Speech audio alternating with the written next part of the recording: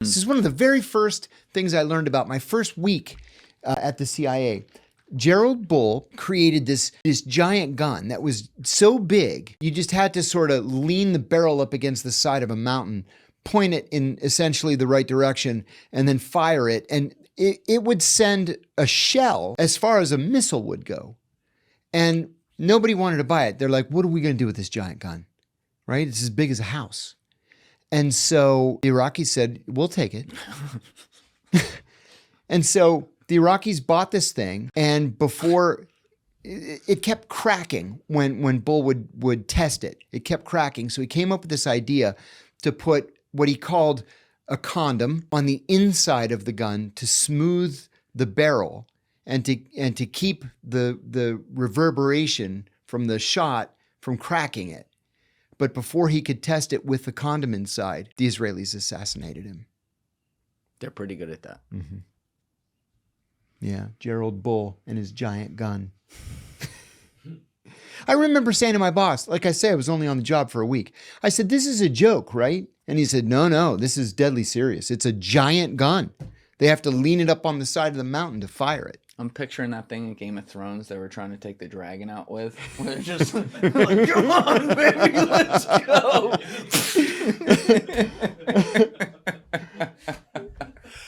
All right, so you had always maintained that Jeffrey Epstein was a Mossad access agent.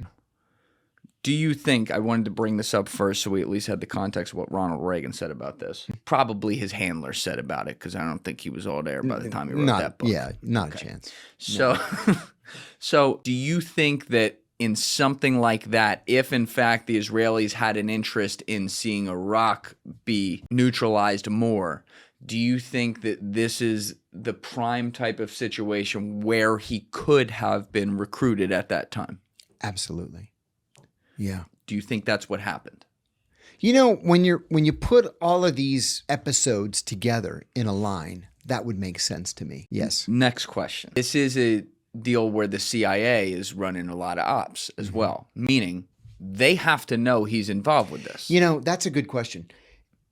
He would have had to have bumped up against CIA ops people. Right. Or even if not CIA ops people, NSC people who were in up to their necks in this thing. National Security Council? National Security Council. You know, the likes of as I said, Admiral Poindexter, Richard Secord, Oliver North, all these guys.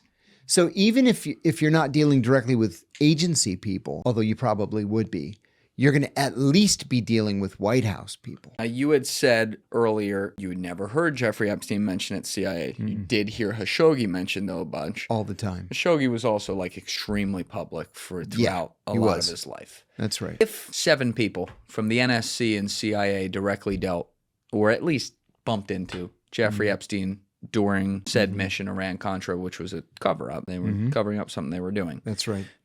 Is it reasonable to say that the compartmentalization structure of espionage bureaucracy in the United States government would mean that those people would chart this, maybe have it in their own files, but not necessarily share it with anybody? Yes.